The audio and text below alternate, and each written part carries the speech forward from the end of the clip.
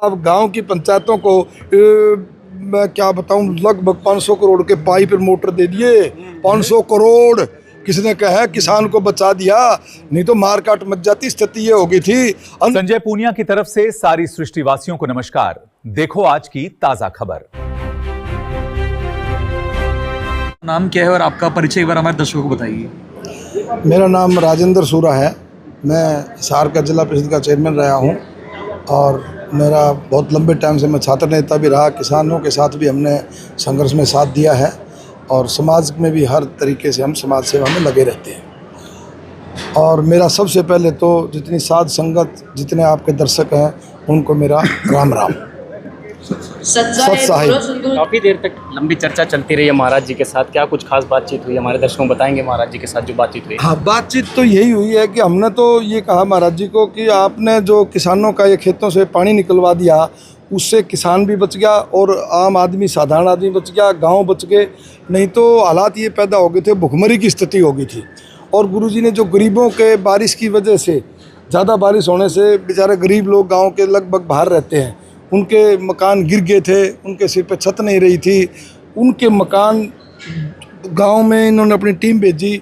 Team ने सर्वे किया। जिस गांव में, किसी गांव में 5 मकान की ज़रूरत थी, किसी गांव में 10 मकान की ज़रूरत थी, जिसको जहाँ जितनी ज़रूरत थी, गुरुजी ने एकदम से आदेश किया कि वे इनके तुरंत प्रभाव से इनके मकान बनाए जाए। गुरुजी का हाथ के नाम आशीर्वाद लेने के लिए आए थे। अगर बात की जाए, आप छात्र नेता भी रहे हैं, किसान नेता भी हैं, कांग्रेस नेता भी है। अगर बात की जाए, एक नेता जो होता है देश का, वो देश को परिपक्व देखना चाहता है, देश को आगे बढ़ता हुआ देखना चाहते हैं। और आप कई छात्र नेता भी हैं, किसान नेता भी हैं। संत रामपाल जी महाराज ने एक अन्नपूर्णा मुहिम चलाई है, आप कुछ कहना चाहेंगे और इस मुहिम को लेकर? जो ये नारा दिया है ना, इस नारे कई बार क्या होता है कि हर कोई महाराज हैं वो भी देते हैं, संत हैं वो भी देते हैं, पॉलिटिकल लोग भी देते हैं, लेकिन मूर्त रूप दे दिया महाराज जी ने। तो पहले करके दिखाया है और फिर उसके बाद में नारा दिया है। मतलब अन्नपूर्णा का जो नारा दिया गया है, ये काम तो सही मायने में सरकारों के होते हैं, लेकिन गुरुजी ये काम कर रहे हैं। और आप गांव में जाके देख लो, किसी भी गांव में जाके आप शाम के टाइम में जहाँ संगत बैठी होगी, संगत कम है ना, जो गांव के 10-5 लोग जहाँ बैठे होंगे, आप वहाँ जाओगे तो एक ही जिक्र मिलेगा, एक ही बात मिलेगी कि भाई महाराज तो बहुत देखे हैं, आश्रम भी बहुत देखे हैं, बड़े बड़े भी देखे हैं, लेकिन जो संत रामपाल जी महाराज जी ने आम जनमानस के लिए जो सेवा कर दी, जो लोगों का जीवन बचा दिया, जो सबके में इतनी, यार एक बात बता देना, आप भी देखो 10,000 आदमी, 15,000 आदमी उड़ा रहे हैं, इतना बड़ा भंडारा चलता है, किसी को खाने की दिक्कत नहीं है, किसी को सोने की दिक्कत नहीं है, बैठने की दिक्कत नहीं है, किसी गरीब आदमी की बेटी की शादियाँ।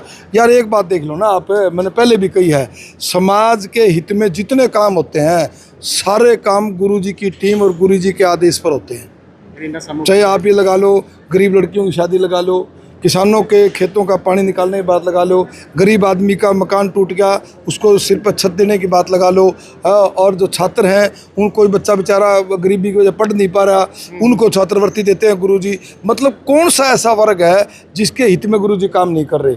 हर वर्ग के हित में गुरुजी काम कर रहे हैं, छात्र से लेकर के और किसान और मजदूर तक, हर लाइन में, हर जगह पे, हर गाँव में 36 बिरादरी के लोगों के लिए गुरुजी का एक ही मामला है। गुरुजी जो है ना, वो चाहते हैं कि आम जनमानस का कल्याण हो।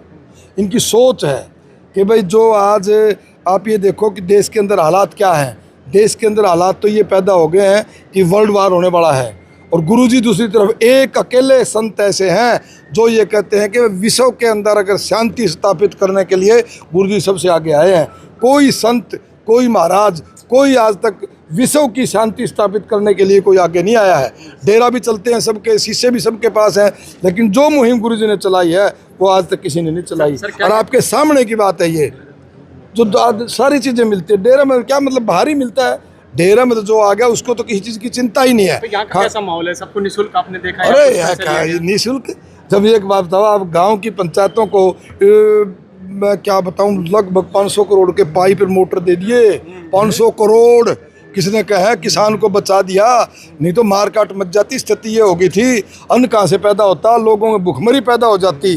अगर महाराज जी ये सिस्टम नहीं करते तो भुखमरी बन जाती भाई।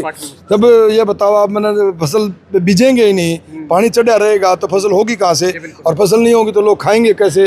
तो भाई ये जो मुहिम का नारा है ना, गुरुजी ने तो पहले इसको असली रूप दे दिया, करके दिखा दिया, और उसके बाद नारा दिया गया। दूध का, लंगर का, सारे चीज की ढाट है।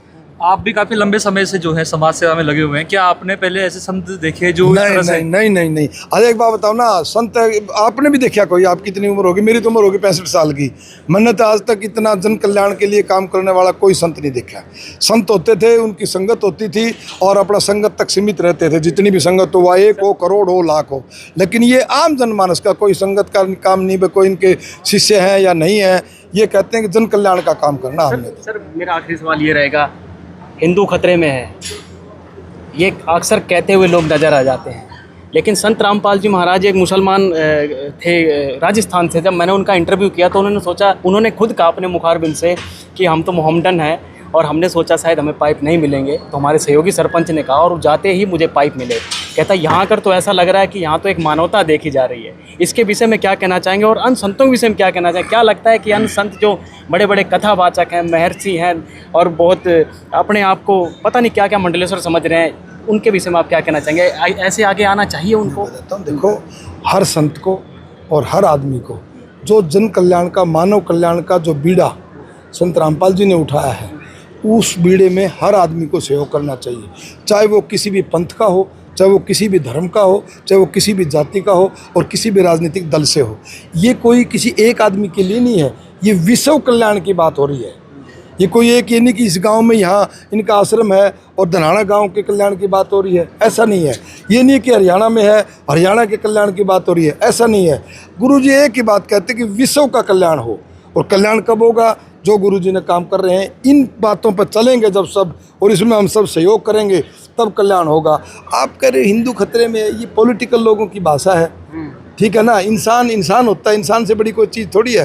और ये तो नहीं कहते रहेंगे, अलग लोग हैं, वो पार्टी पॉलिटिक्स की बातें अलग है।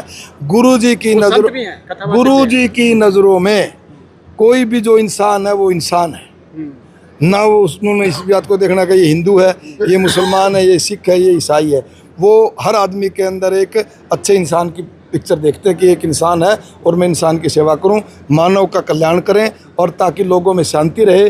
जो अशांति का माहौल बना हुआ है, इस अशांति के माहौल से छुटकारा, आज तक जो आदमी कोई महाराज गुरु संत आगे आए हैं तो केवल संत रामपाल जी महाराज आगे आए हैं। और हम तो ये कहते हैं कि जितने भी संत हैं उनको अपने अपने तरीके से मानव कल्याण के लिए जैसे गुरुजी काम कर रहे हैं ऐसे काम करना, हम तो यही निवेदन कर सकते हैं। बाकी संत महाराजों के सबका अपना अपना सिस्टम है, गुरुजी का सिस्टम है मानव कल्याण का। सीधी सी बात है, मानव को बचाना, मानव धर्म को बचाना, गरीब को बचाना, किसान को बचाना, और ये जो अशांति फैली हुई है देश के पूरे वर्ल्ड के अंदर शांति स्थापित करना। चाहे हम लोग दहेज मुक्त कार्यक्रम की बात करें, पूरा परिचय दीजिए सर। दिलबाग सिंह, गांव सरसों। चाहे हम लोग दहेज मुक्त कार्यक्रम की बात करें या समाज से नशे को ख़त्म करने की बात करें, संत रामपाल जी महाराज जी ने इस तरह के कई सारे कार्यक्रम जो है मुहिम चला रखी है, उसके बारे में क्या बोलना चाहिए? नहीं, महाराज जी तो चावा ही है, हमें बुराइयों से है, नहीं बुराइयों से दूर रहो। और जो दहेज वाला सिस्टम, इसको बंद करो, क्योंकि ये खतरनाक है। यहाँ की व्यवस्थाएं कैसी लगी? व्यवस्था बहुत बढ़िया, बहुत बढ़िया, बहुत बढ़िया, बहुत बढ़िया। कुछ ऐसा देखने को मिला भाई पर्ची उर्ची कटती है यहाँ पर कि उरे तो भगवान सब निमानो भगवान उरे ठाट है सारी चीज़ों के। बहुत धन्यवाद।